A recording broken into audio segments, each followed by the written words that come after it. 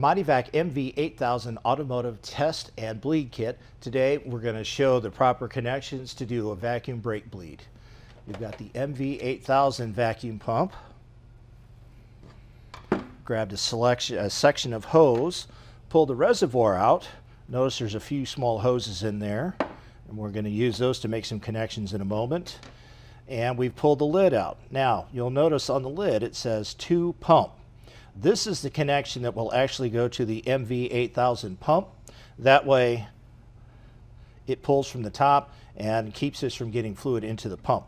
To make sure that the fluid is introduced at the bottom, there's a couple of small hoses that are included in the kit, and you'll notice that there are different diameters, and we want to use the larger diameter hose to make that connection.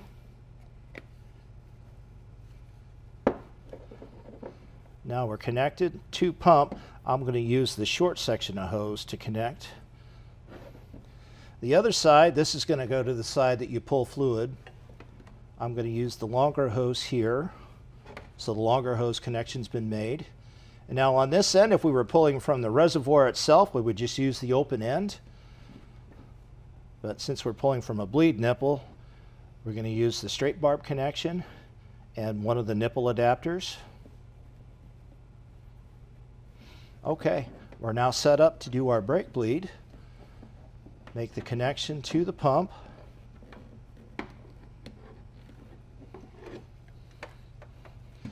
Make our connection at the bleed nipple, and now we're ready.